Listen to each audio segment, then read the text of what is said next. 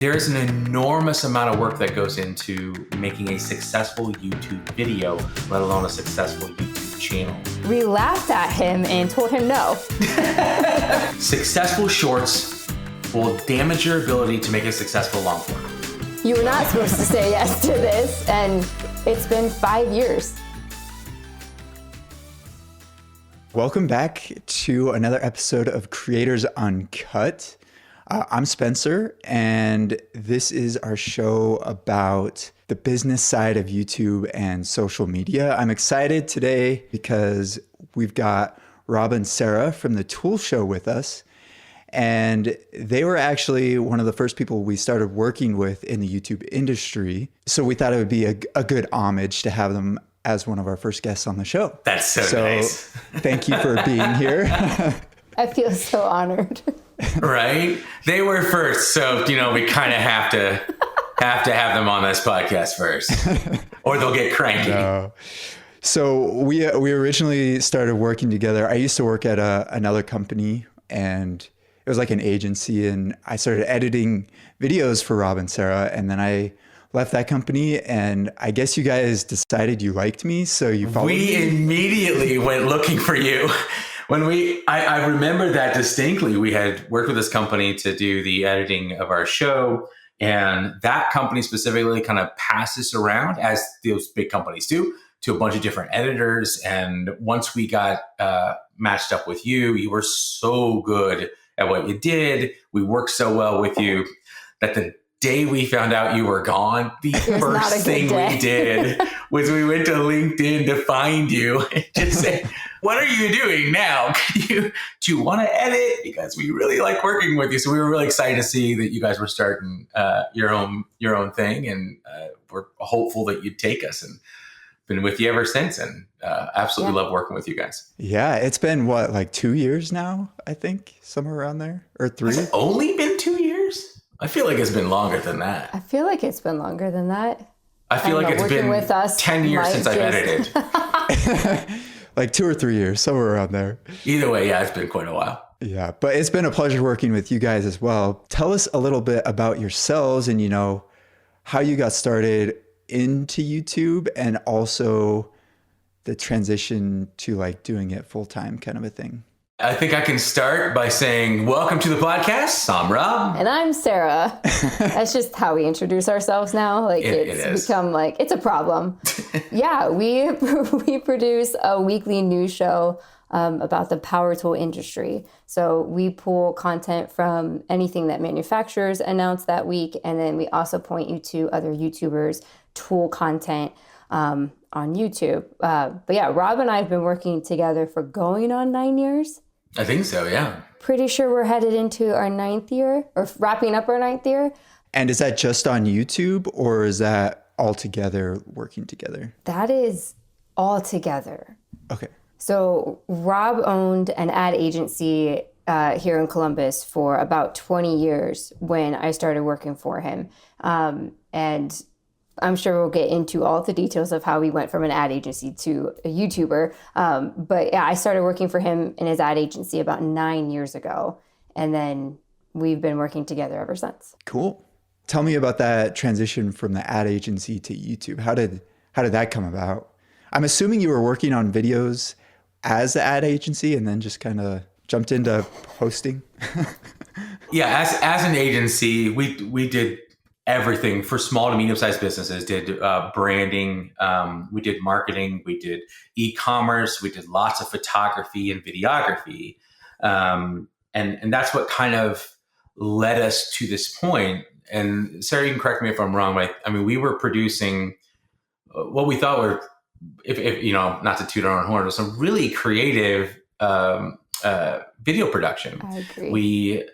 A good example, one of our clients was a large real estate group, and they came to us and just said, hey, we're making videos about these houses we have available and no one's watching them.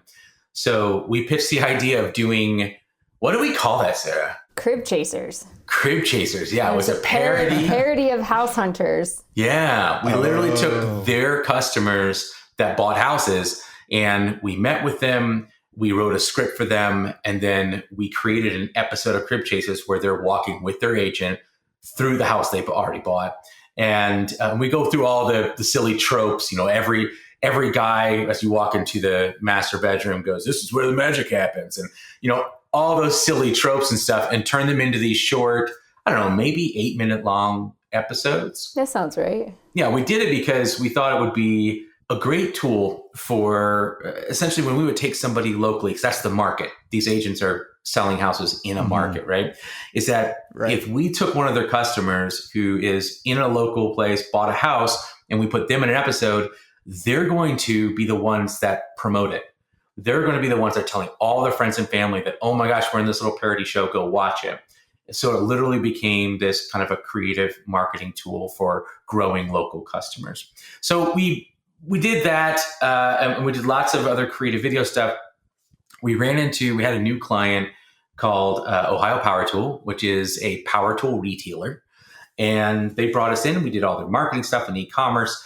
And we noticed that they had a YouTube channel, and it was like 1,200 subscribers there. I was gonna say they just had over 1,000 subscribers, and the videos that were on the YouTube channel were awful. They were really and they know that. We're not like dissing anyone there. Like the people who made it, they know they were not great. So we were able to take over that when we were their ad agency and put our creativity on their video series, and came up with an idea for a new series that was not the Tool Show, because it had a way worse name than that at the beginning.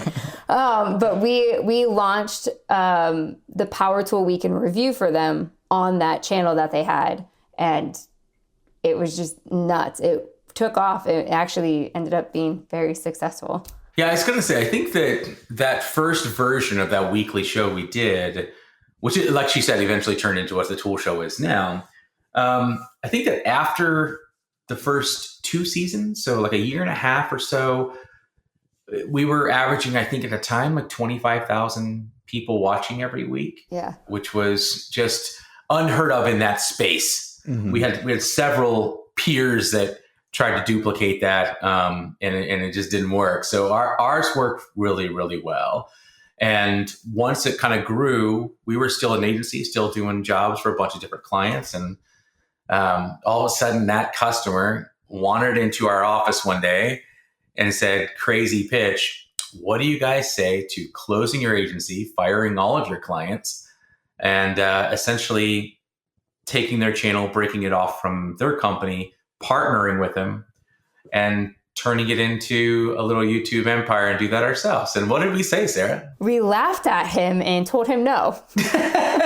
Oh, really? You told him no at the beginning? 100%. Oh, I did not know that. There was no Absolutely way not. we were going to do that. We had stability and clients that we spent years cultivating relationships with and had steady income. So there's no way we were going to give that up and be YouTubers. Like, that just sounded so absurd, and that risk was just astronomical. So yeah, we told him no, and he left our office. Do you know about like what year this was? Oh yeah, it was 2019. Oh, 2019. Oh, that's right. Yeah, it's 5 years ago. Yep. Yeah. We laughed at him and said, "You're out of your mind." There's no way. I think we had maybe a dozen clients on retainer at the time, and some of them were very big, a couple universities, and we just loved our job. We loved making content. We were good at it, and our clients loved us. So why would you that throw to that be a away? YouTuber? So how did he convince you to do it? Well, because he was like, he didn't like no as an answer. And then on the way out the door was like, well, just like name your price. Like, what would it take? Like, I understand it's a huge risk, but like, I want to partner with you. So like, what would that look like? So several days went by, and we're sitting in the office working on some piece. And I'm like, I mean, he said, name your price. Like, what would it, okay, so hypothetically, let's play this scenario out. What would that look like? And we honestly, I feel like from my perspective, it was more of like an exercise to figure out like what that pitch would look like. Like, not to actually go after it, but it was an exercise. That's right. And so we put a pitch together, shooting for the moon. And it was a good pitch for what it's worth. Like, and when we say a pitch, I mean, that was, as a small ad agency, that's a big part of what we would do, is that when we're trying to get a new client or convince a current client to spend some money on a fun project, you've got to be good at selling that project and putting that pitch together. Yeah. So we did. We put together, I want to say, at least a dozen slides and data and where money would come from, what we would need, what the goal was. We had spreadsheets that showed how long it would take to become profitable and the things that would make us different. But Sarah's right. There was no way, because he'd never say yes to that. Yeah, because we made the offer so good for us that, in other words, we wanted to make sure that if we were going to take the risk of closing a 20-year-old agency, firing 10 clients that are currently paying, which means you don't get those back. If it doesn't work out, right, you don't call them and say, "Hey, you want to be our client again?" They're like, "We replaced you with someone else."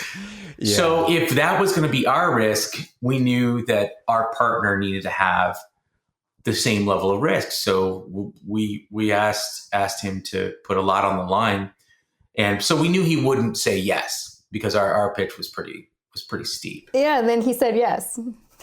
He did. We brought him into our office and did what we do with other clients. We put him on our comfiest couch. We had a really nice area for a big screen TV, so we could kind of pitch our idea to him.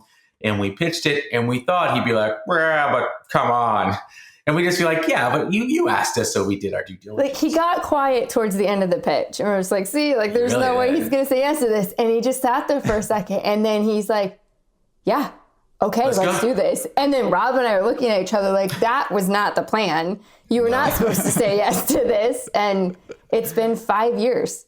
And it didn't take us that long to become profitable from It was like 6 months, right? It was, within that first year, it became a success. It kept growing, and we grew quite significantly over the next couple of years. Wow. So it wasn't planned. Believe it or not, neither one of us is young enough to grow up wanting to be a YouTuber.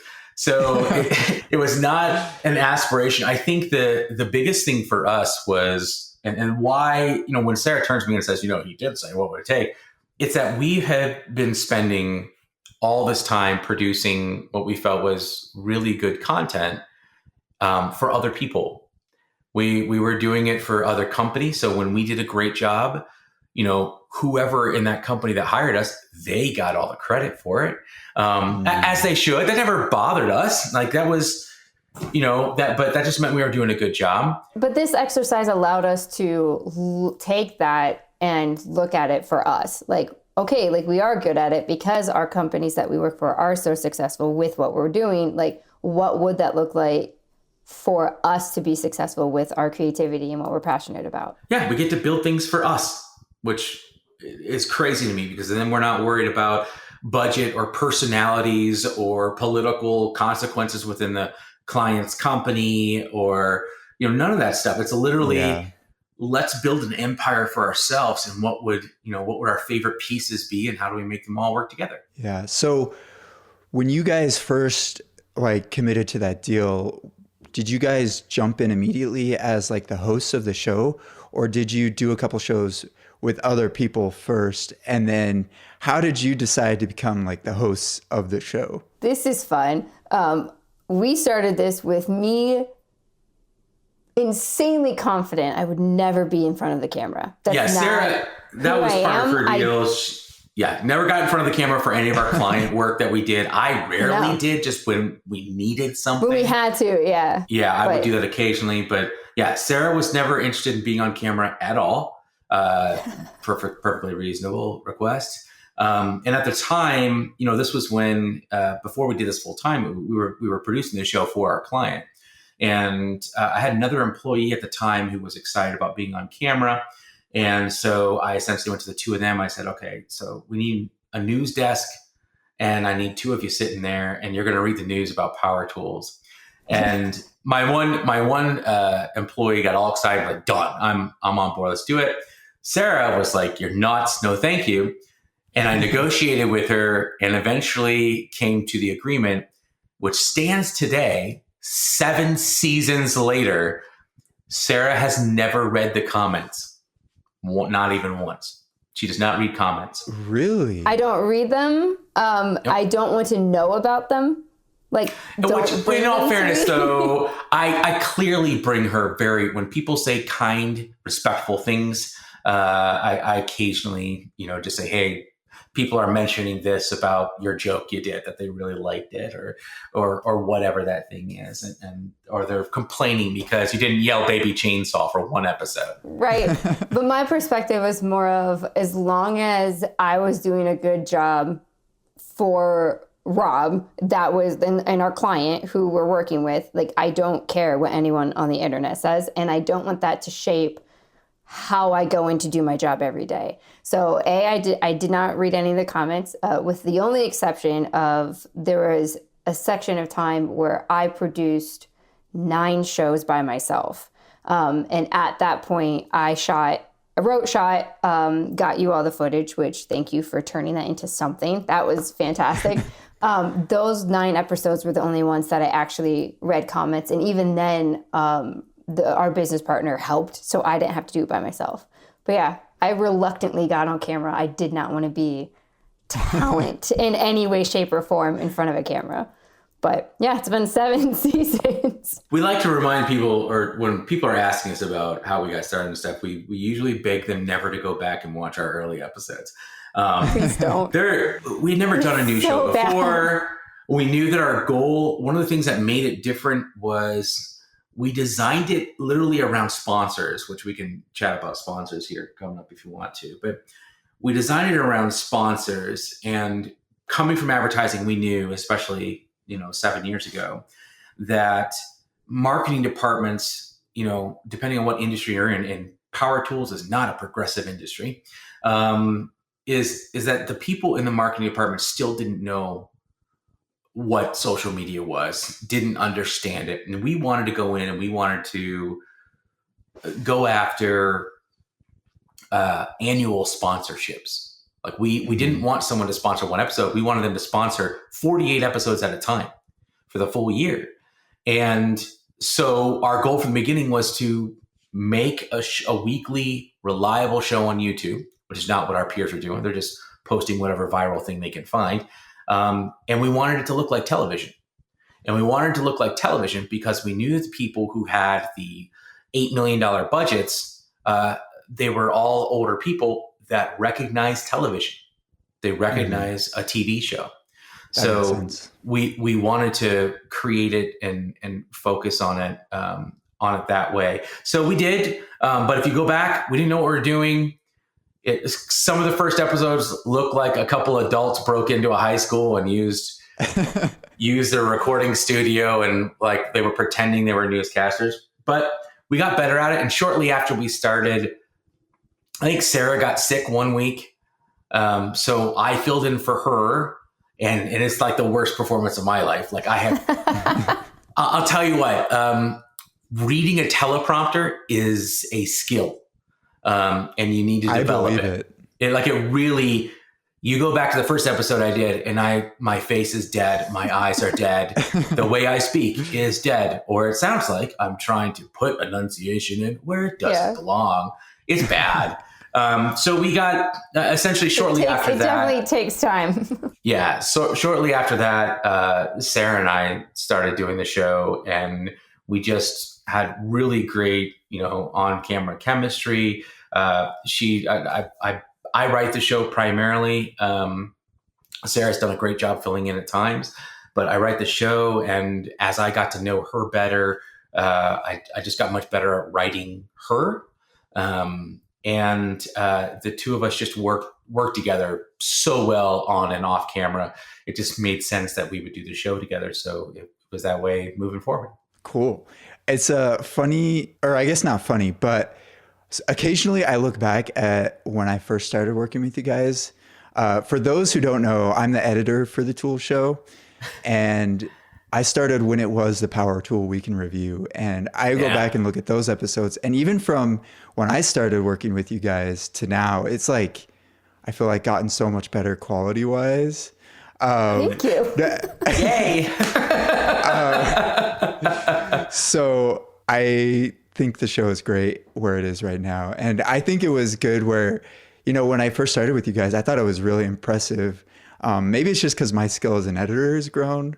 But I'm happy to see that the show has grown so much. Yeah, it really, it's funny because I feel like there are a lot of things that could have put us on a different path. One of the things we were told from the beginning, and which I think a lot of people are, is the generic advice you get if you want to be a content creator. Because the advice is generic, it needs to be for the lowest common denominator. Those are people that don't know how to create good content. So the advice is always make as much as you can, publish as often as you can, put it on every platform you can, and eventually, you'll get better, you'll learn, you'll get lucky, whatever. And that's not what we found at all. And we knew, after we had done the show for 2 years for the client, when we were setting off to do this on our own, part of our pitch to make this work was, we're not doing that. We're not going to be producing, shorts everywhere. We're not going to be making Instagram posts. We're not going to be filling our Facebook page with stuff. We're going to focus on YouTube and get good at YouTube. And as it turns out, as a YouTuber, which is clearly what we are still today, you can spend hours every single morning just going over your analytics, just learning from your competition, just doing research. There's an enormous amount of work that goes into making a successful YouTube video, let alone a successful YouTube show, let alone a successful YouTube channel. So we made that choice in the very beginning to focus all of our efforts onto YouTube.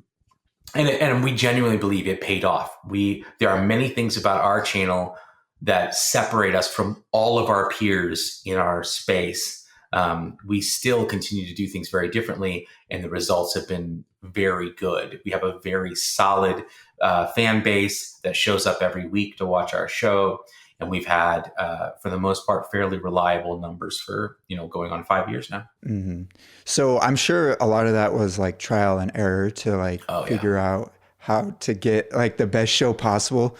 Would you say there was any mistakes that you made along your way to get to where you are now?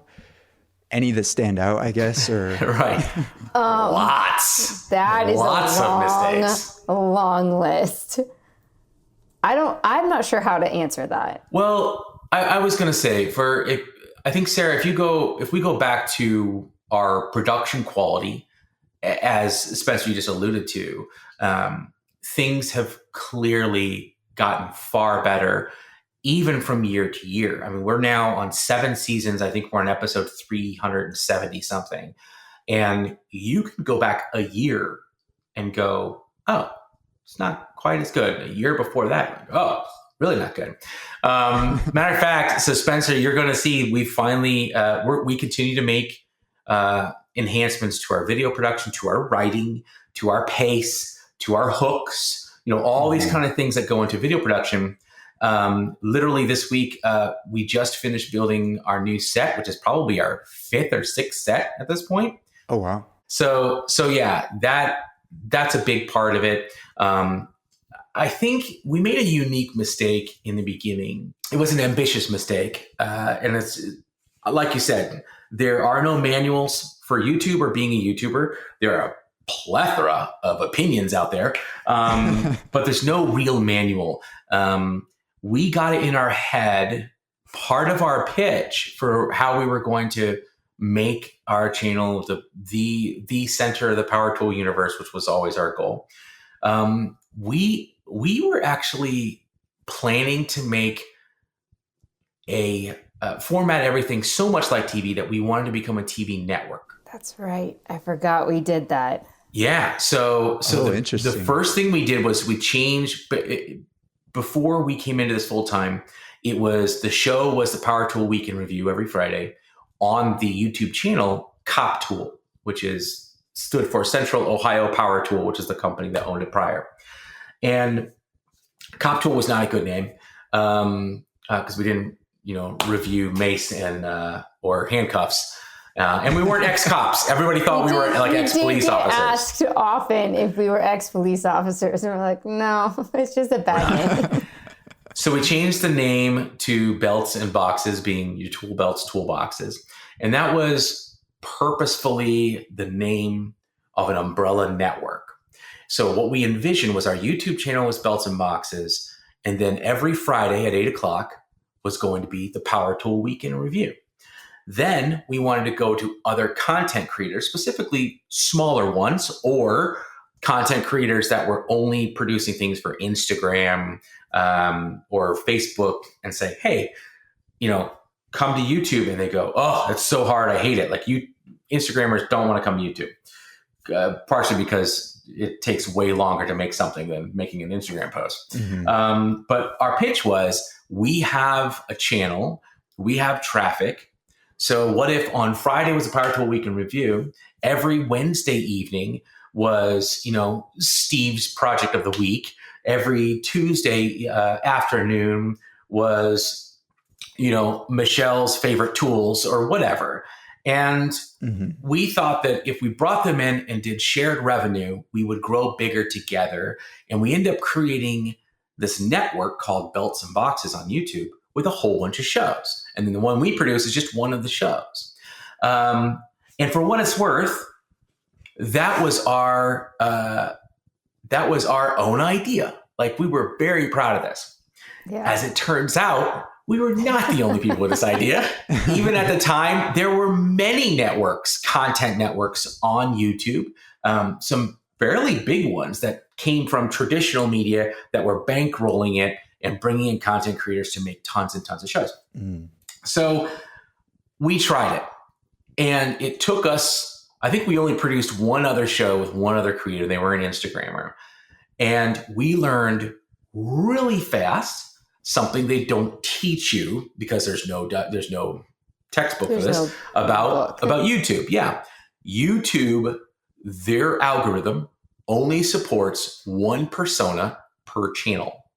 And a persona from marketing landscape or marketing terms, as an agency, we talk about personas all the time. Simply when we come to a client that wants to sell apple juice, we help them identify the different personas of their customers. So they sell apple juice to schools. They sell apple juice to stay-at-home moms. They sell apple juice to, busy, work-life moms. Whatever that you create all those different demographics, those become personas, and you find the best way to reach each one. So essentially, YouTube only, when it does the math, when you post something to your YouTube channel, it doesn't go, oh, this looks like Steve's tool of the week. I know what people like that, and send it to those people. And then on Power Tool Week in Review on Fridays goes, oh, this is a Power Tool Week in Review. I know what people like that. It doesn't. There is one persona, and it's people who watch our channel. So back then it was people who watch Belts and Boxes. And we had spent years building up that persona to be people who wanted to watch the Power Tool Week in Review.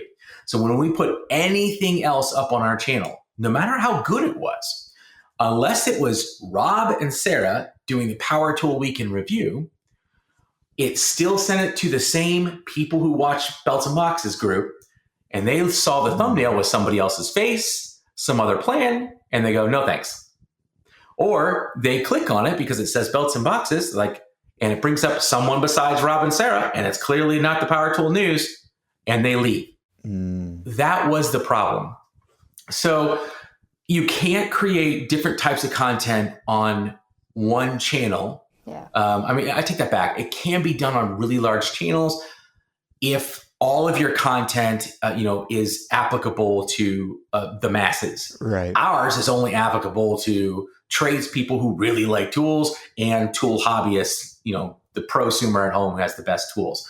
That's our only demographic. So trying to teach those guys, which is 98% male, trying to teach those guys to also listen to this guy walk around. Where was he? He's in a brewery talking about the tools they use in the back of a brewery. Didn't work. Doesn't work. They didn't want to see it.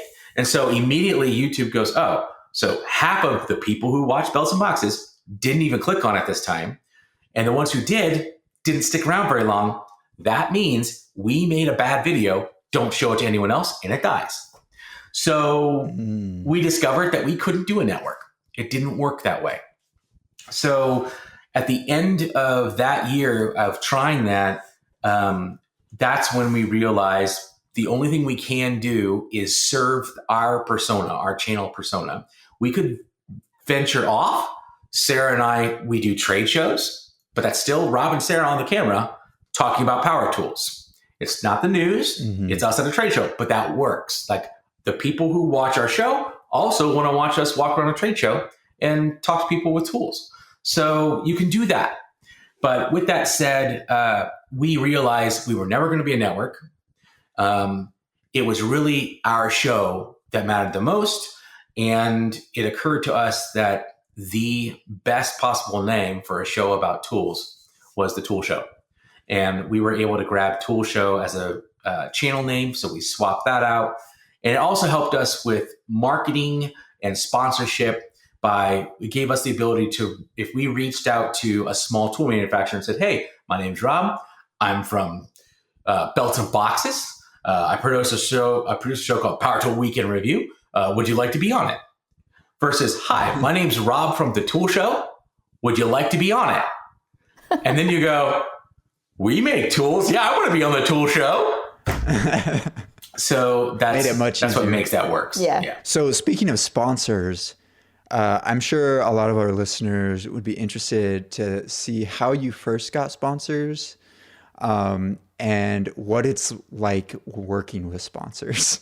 I feel like we work with sponsors differently than the majority of people on YouTube, and definitely way different than anyone who gets sponsors on Instagram. Those are two completely different worlds. But we attacked this in more of an annual sponsorship versus one-off videos or one-off post, which was pretty much all we heard from other people on YouTube was they did one-off videos or one-off post or something like that. But there's no stability in that.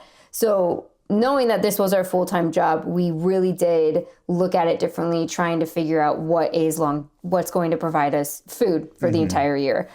So we do sponsorship annually. That's how we started. Right now, we're sitting at about 30% of our revenue is coming in through YouTube ads and our membership program. And then the other 70% right now is through annual sponsorships.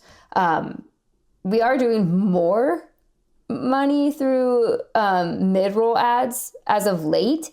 And I know Rob can definitely talk more on how he figured out how to do this because, again, he's the mastermind behind how the ad revenue works. But yeah, I don't know. What would you say? I feel like we do things way differently because we do it annually versus one-off post.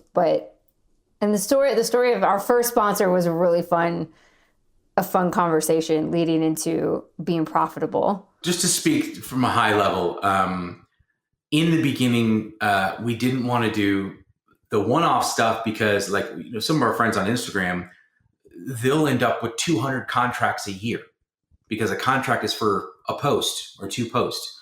And that turns out, it's a remarkable amount of logistics. Not only that, but you're also really pushing and struggling, hoping that you're going to make ends meet at the end of the month. Right. So we did do things very differently. And again, my goal was to go to very large companies and say, hey, we're good for you. We're good for the industry. We're professionals. We look like TV and we're reliable. So I know you have, $4 or $5 million budgets.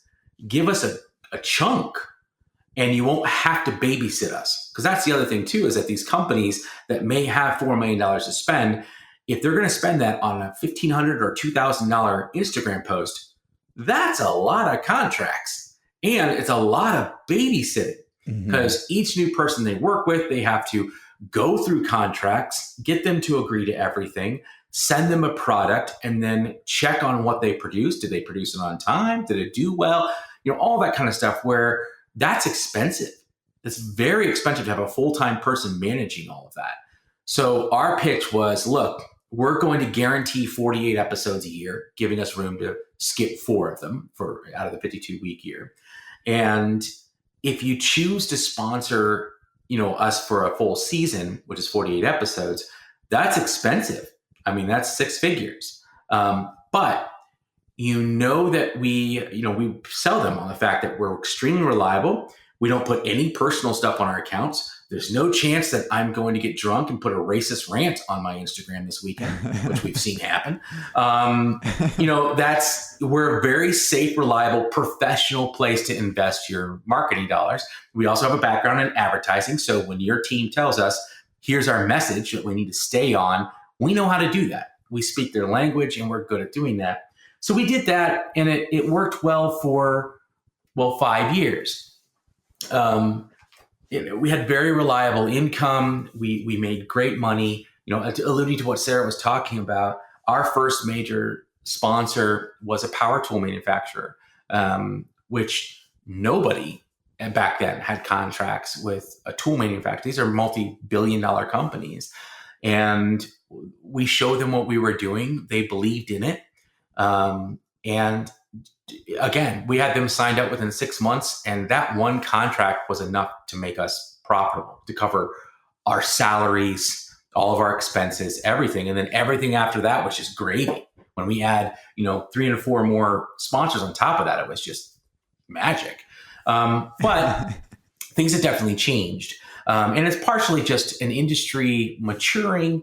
We're also running into the issue of the agencies that are used by these big companies and their own marketing department. They may understand the different value in a long form versus a short form. Like when I create a short for a brand, that gets forced on people. It gets in their feed. They flip their thumb and there's my face. They don't have a choice. And they only have to stay there for 1 second for it to count as a view. When you go to YouTube, I am actively creating thumbnails and titles and content, and people are choosing to click on it. So when we have 100,000 people watch our show now, 100,000 people saw the thumbnail, saw our pitch, our title, and said, I want that. And then our average view duration for our channel is nearly 6 or 7 minutes, which is nuts compared to a 1 second flip. Mm-hmm. So we have a captive audience. And from a marketing guy's perspective, I'm like, that's worth way more. In the beginning, companies saw that as well, and we had those sponsorships. These days, what we're running into is shorts are just look too good on paper. So literally, when we started doing shorts this last year for the platforms where it makes sense, our very first TikTok did 7.5 million views. Which is bonkers. That crazy. Yeah. Especially at a time considering just a couple of years ago, 7.5 million views for our entire year on YouTube would be a great success. That'd be awesome. So for us to do that in a weekend with a TikTok is nuts. And the problem is that looks so good on paper. So when we're now going to these marketing departments and saying, hey, sponsor our show, we'll get you an average of, around, I guess this year is around 90,000 views per episode. And an average view duration of 6-7 minutes. So a lot of engagement. And they go, great. But if they spent a few $1,000s sponsoring, one episode, and on paper, they're like, I spent, $3,000 and we got 100,000 views. On that same sheet, they may have, we gave $800 to a TikToker and got 7 million views. And all of a sudden, they have to explain that. While they may understand the difference, they still have to explain that to the people above them. So as it goes up the chain, you run into more and more ignorance about what that means. And instead, they're like, look, we gave you $2 million. What'd you get for it? And they're not going to sit there and explain the difference between 100,000 views on YouTube and 100,000 views on TikTok. Instead, so they don't look at watch time at all. They just look at views. No. Yep. Because it's the simplest, dumbest number. And think about it this way too. And I am trying really hard not to just get out of this chair and stand on my soapbox and get started. You're getting there. Getting yeah, I can feel it. I'm heating up.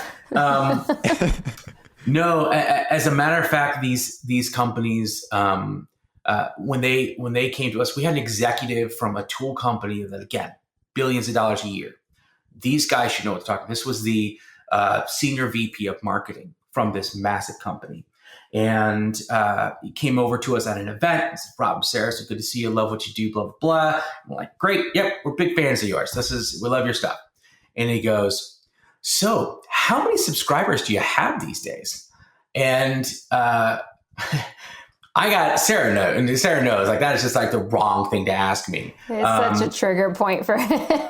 It is, because, and I didn't completely compose myself. I should have said, oh, we're at 205,000. Thanks so much for asking, but you should see our engagement numbers.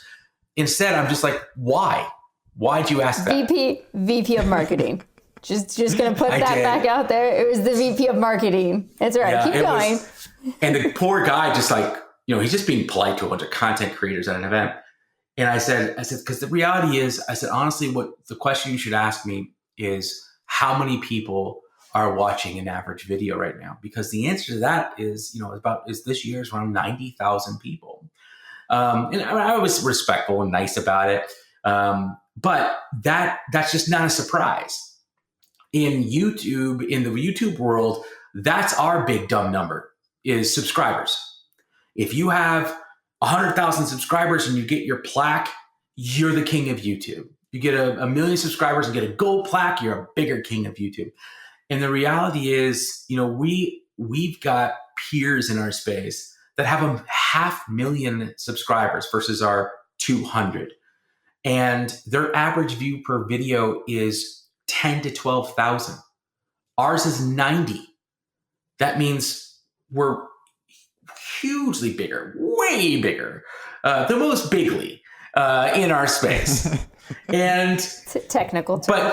But you can't see that in asking me, hey, Rob, how many subscribers do you have right now? Because literally I want to go, no one cares. You should never look at that number. You need to say how many people are watching your videos right now. That way I can proudly say 90,000. And we do that because we're good at what we do. And we have the best editor possible working on our show. It's true. Oh, thank you. Thank you. You didn't have to say that. Okay, but just to circle back around, you were asking about sponsorship, where the reality is, because of those difficulties, because people like the giant numbers that come with shorts, we've started losing our annual sponsorship. It's getting harder and harder to convince people to do that. So this last year, we signed with an agency that we are absolutely thrilled with. They're out in Los Angeles, and their background and their focus is automotive YouTubers. So this agency, the people who created it have a background on some of the biggest automotive YouTube channels you've ever heard of. And they started just a year ago, and they signed a ton of huge automotive YouTubers. They reached out to us because they felt like power tools was a really nice adjacent thing to automotive, just because there's a ton of overlap. So they asked if they could sign us. And we said, heck yes. And their job is to do what Sarah talked about earlier, which was mid-roll ads. So in the middle of our show, we pause and we actually produce a short commercial that's 60 to 90 seconds or so about a product. And those can pay very, very well. Mm-hmm. And because we're working with an agency, I need to sign contracts for each one, but they look out for us before we sign. I don't have to research the company to know if they're good. If it's a product that we're talking about, I absolutely do research first to make sure they have a great reputation, not only for a good product, but for customer service. We don't want to promote anything, even through a simple ad, if the product's bad. So we do that. But other than that, they manage all the finances. They take their cut as an agency, and we just get checks from them. And that, I think that is a big part of our future. If we're still trying, if we can find annual sponsorships, we will gladly take them on and work closely with them to be their favorite ad spend of the year. But to survive and move forward, the market's changing. So we're changing with it. Cool.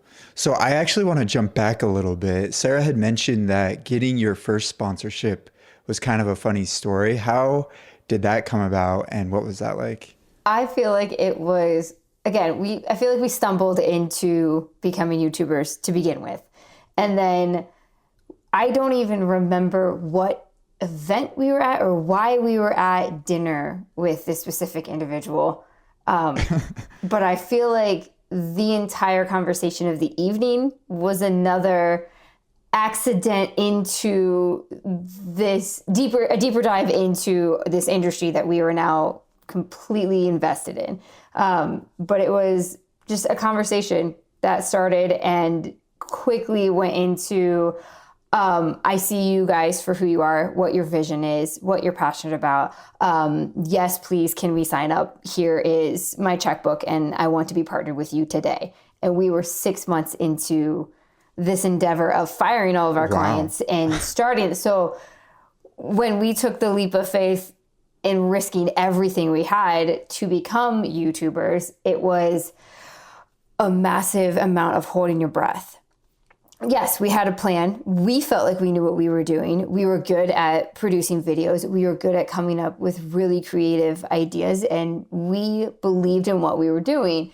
But that doesn't pay for mortgages and everything else in life. So when we got to a conversation with somebody who very quickly saw what we were envisioning, it was insanely encouraging. And then, I mean, you can have a conversation with somebody where they're like, oh yeah, it's great. I love what you do. Yeah, I totally see your vision. And then they walk away and they're not going to put their money where their mouth is. And it's like, oh, that guy was nice, but like, it would have been way nicer, if we partnered. But it was really encouraging. And looking back, all of, like Rob mentioned earlier, all of the teeny tiny things that had to fall into place perfectly to get us to where we are today, like any one of them could have not happened and we would not be working here. We would not be working together. We would not have what we built. And that conversation with somebody who took a leap of faith in us and helped us out 6 months into it was just, I will forever be grateful for that conversation. It was a conversation over a couple drinks at a bar. It was nuts, and now we are where we are. So yeah, funny might not have been the right word, but it was just one of those tiny little things that had to fall into place perfectly in order for us to do what we love doing. And I'm insanely grateful for that conversation. So there's two things I want to add here really quickly. One, I don't mind telling that story, the short version of that story.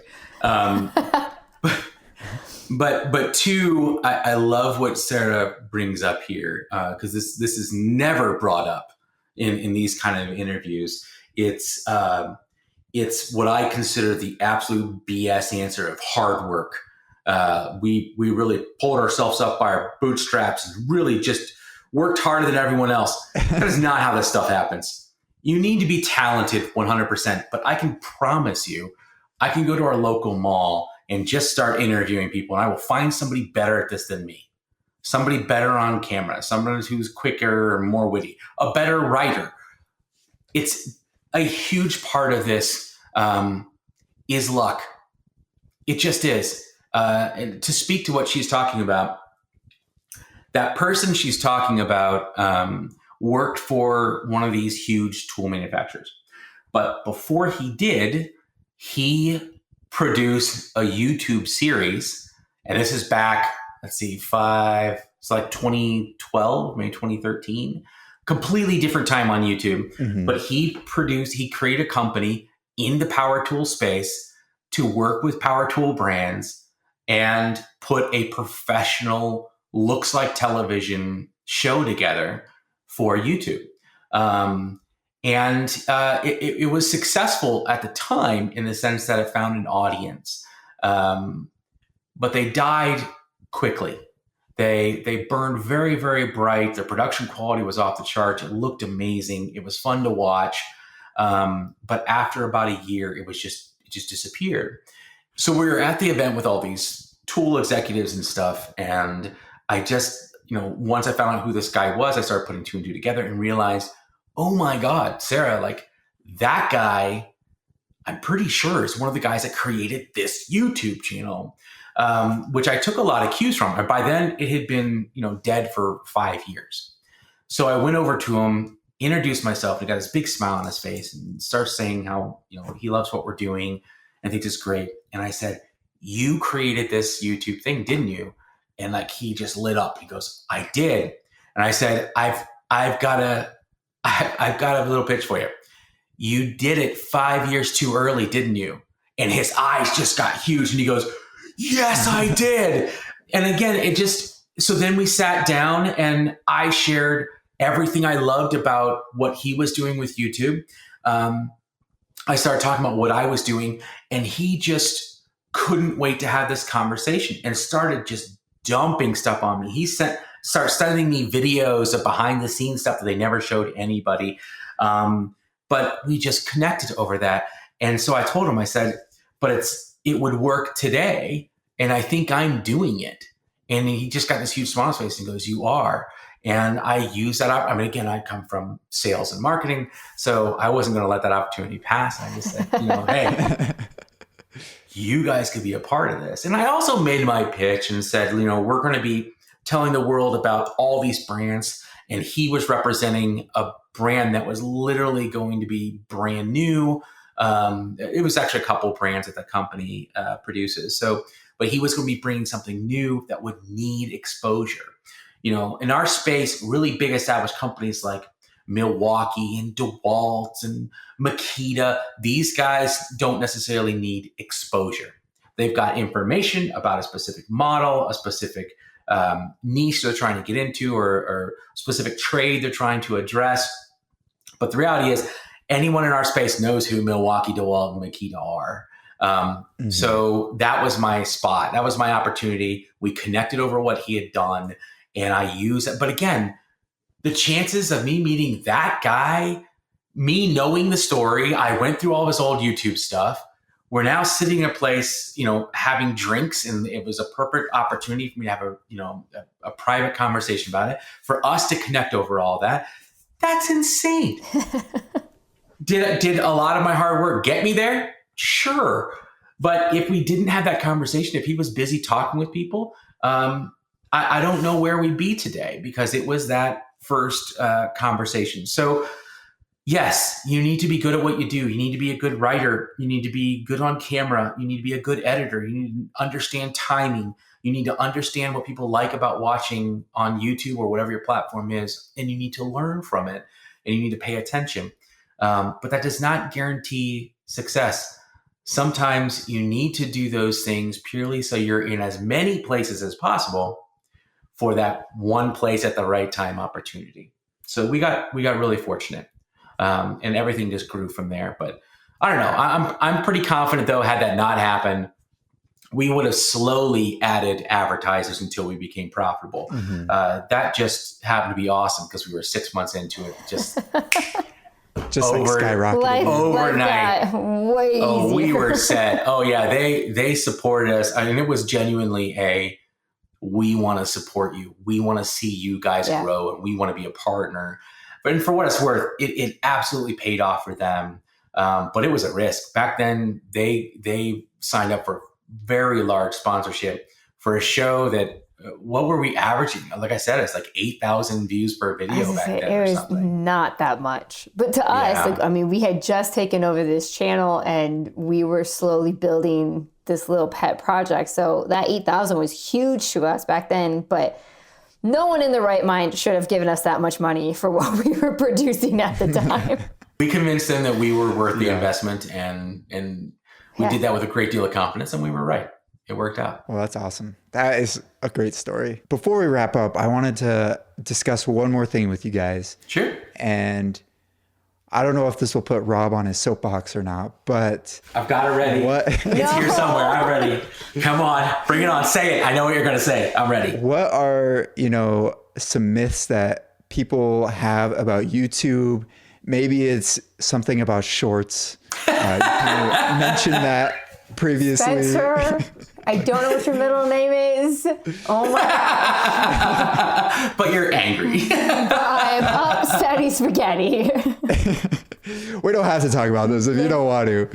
But there's no such thing. Yeah, no. All right, so the reason why this is funny for us is a couple fold. So the biggest thing is part of our strategy about 2 years ago is we started doing YouTube channel memberships. So our fans can pay a fee, which we charge $10 a month, to be part of our production crew. And Sarah and I do a live show that's private just for them every Monday night, where we review what we think we're going to put on the show. And it gives them a chance to be a part of that and say, hey, here's a video you guys should consider. Naturally, a lot of these people who sign up to want to be a part of that are wannabe YouTubers, or they're just low-level YouTubers and want advice. I love talking YouTube. I love talking analytics. I absolutely love talking video production and thumbnail design and writing. And so I'm happy to give advice. And when shorts were added to YouTube, there was something about that I just didn't sit right with me, that I was convinced was going to be a problem. And it leads back to that whole persona, that one persona issue. Yeah. And the concept is shorts get viewed way more. When I sit down to watch YouTube videos, long form videos, I might watch 3 or 4 and my session's over. TikTok, I'll go through 3,000. So those views are way higher. And so I was worried that literally worried I would make a successful short. Because if I made a successful short, unless that short was only appealing to people who might like my show, then I risk them becoming subscribers to the channel that don't fit my persona. And that creates a brand new issue. Mm-hmm. So once I discovered that this was true, which I'll share with you in a second here, once I discovered it was true, it became my mission to tell anyone who would hear me that they absolutely cannot do shorts on YouTube on their long form channel, or they will destroy other traffic. So that's why this is funny, I think. Okay, so what this shorts issue is essentially, because shorts are watched by lots of people and it's fed to them versus them clicking on a thumbnail. If you make a very, let's say, satisfying short, literally, I just take honey and I pour it over a biscuit, and it just looks great because it's like, it looks delicious. Watching the honey go glub, glub, glub. Like, come on. We all want to watch that. The problem is, just like our shorts this year have gone on to reach millions of people, you don't need a very large percentage of those people to hit subscribe for you to suddenly have an extra 10, 20, 30,000 subscribers on your channel. Now, when we have 200,000 subscribers, like we do now, and we have we avoid viral content. We don't chase, the most popular thing, because we want to keep our subscriber base as pure as possible that fits into our persona. So we're at 200,000 subscribers. We're averaging 90,000 views per video. That is remarkable. If we were to start doing shorts, even if it's about power tools, but it's just a click, like, oh, that sounds great, right?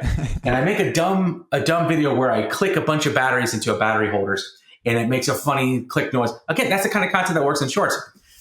If we get 5, 10, 20 million views with that, we may add 30, 40, 50,000 subscribers. Those subscribers do not care about the tool show. They do not care about a weekly show about power tools. They do not care about Rob and Sarah. Nothing that makes our channel persona the channel persona. Okay. So 200,000 people right now, when we put out our video, our weekly video, it gets sent to a piece of them and the algorithm watches. Does the channel viewer, does the people who watch Tool Show, do they like this video? And if it's good, it can branch off because they may notice that within our persona, all those guys that watch our show that also watch kayaking videos really love this episode for some reason. It may branch out as the show goes bigger and bigger, and start showing it to kayak people. That's how that works. Now, the problem is that we do a couple successful shorts. We add 100,000 subscribers that all came from shorts. Now, a third of our subscriber base doesn't care about our long form videos. So when we publish a new long form video, the mathematics happen the same. It goes out to our channel viewers, which includes short viewers, and a third of the people they send it to don't care about our show, don't care about our tool show, Rob, Sarah, none of that. So they all skip it. And all of a sudden in the past, where X percentage of our audience would always click on it, that drops by a third. That tells the algorithm that the content we made that week, that our tool show on Friday, isn't as good. Stop showing it to people, and it dies. And that is the biggest problem. And this has been proven over and over by a ton of big channels.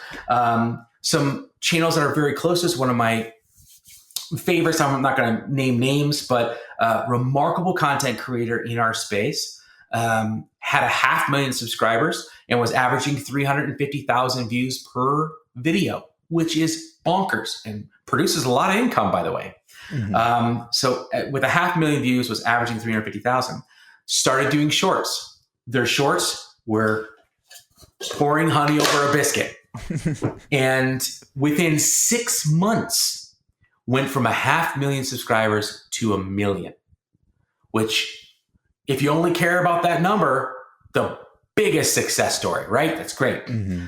Continue doing long form videos. His average number of views per video for long form dropped as he went up to 1 million subscribers, from 350,000 down to about 110. Wow. That's 2/3 of your revenue. It's a lot of money. Gone. And it was just because you're good. And this guy is good at shorts. He knows how to make a satisfying 30-second clip, but it destroyed his long form. So we've taught people that they need to avoid that at all costs. What's your opinion about brand new channels? Do you think it still hurts brand new channels, or just like those who have been established as long form? The reality is, successful shorts will damage your ability to make a successful long form. That's all. Mm. So you still may, again, this whole theory shifts a little when you're making content for really large audiences, which is to say, video games is a huge, huge space. So there's room for you to have a long form video game stuff. And the reality is, grandma will absolutely subscribe to me pouring honey over a biscuit. Okay. She's not going to subscribe to shorts about video games probably. So that helps. Mm-hmm. So you make shorts about video games and long form content. There's a good chance that people who really love video game content will watch both. And it may not hurt you as much. But when you get into our smaller niches, like ours, which is Power Tool News, grandma will never watch my long form show. She just won't. But if I make something that's just satisfying to watch for 20 seconds, she might subscribe. Mm-hmm. And that will damage it. So as you're a new account, I'd say absolutely do not mix them. What you don't know, if this is your first time on YouTube, is if you're better at making shorts or better at making long form. Long form has a lot more money in it. There just is. So from ad revenue. So my recommendation every single time is you need to create 2 channels. You need to, and brand them the same. That's fine. But we constantly hear BS about, from marketing experts saying, if you're a YouTuber, you need to be using shorts to bring people to your long form.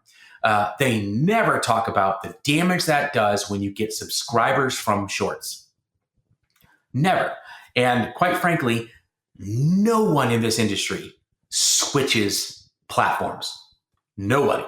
You can't make a YouTube channel and then go to Instagram and advertise it.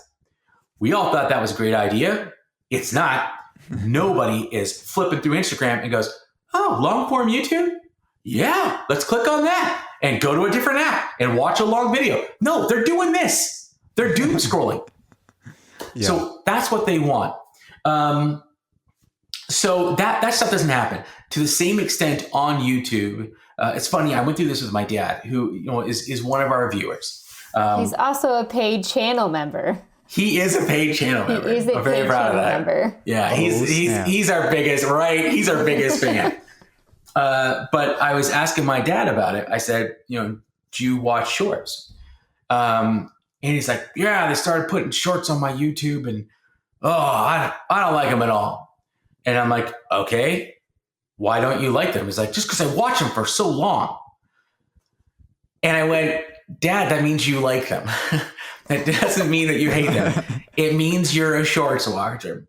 And it's okay. Chase your joy, man, whatever makes you happy. But that's just it, is that the serotonin you get from watching one of our episodes is going to hit when you hear about your favorite brand once in a while, or you hear a joke, or you hear Sarah yell baby chainsaw, or whatever it is that makes you happy.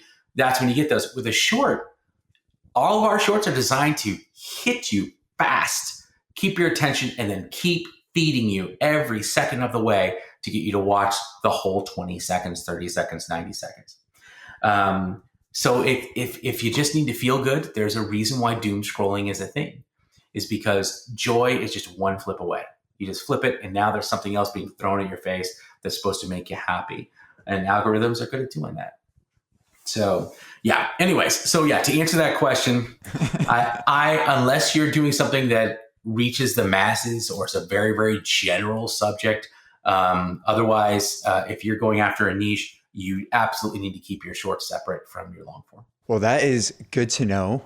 Thanks for sharing that with us. And thank you, Rob and Sarah, for joining us for this episode. Really appreciate you guys and your insights. If people want to follow you and the Tool Show, where can they go? Avoid all the places with shorts. YouTube. Honestly, we've been doing this for so long, you can't type Tool Show into any platform and not find us. I mean, I think that, so we got 205,000 subscribers on YouTube, but we've got like nearly 300,000 on Facebook. And again, we just started Instagram, TikTok to do shorts and stuff. And they're already, I think Instagram is pushing 100,000. TikTok, we've only released 20 TikToks, I think, or 23. And we have about 50,000 followers already. So yeah, go to any of your favorite platforms, type in Tool Show. You can't miss us. We're there. And thank you so much for having us, by the way. Spencer, we are huge fans of what you and Julie do. There was a reason. I'm glad that we got to mention that story. There's a reason why once we found out that you left, we made it our mission to find you.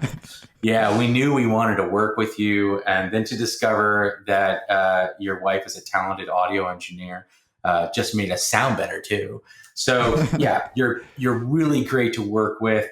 We're huge fans of both of you. We're excited that you're doing this podcast. I can't wait to hear the future episodes to find out what other creators have to say and see if they're wrong about shorts on YouTube. Well, that will be interesting to see what other YouTubers have to say. So yeah, you never know. They might be wrong, or they'll say exactly what I do. Yeah. Well, it's a pleasure working with you guys. I love editing the show. You guys are hilarious. So everyone listening, make sure to go check out the Tool Show. And for all of our listeners, make sure to check Creatorluxe out on all of the social media platforms as well. And if you're ever interested in working with us, if you want us to edit your videos or your podcast, links will be in the description, and we'll see you guys next time.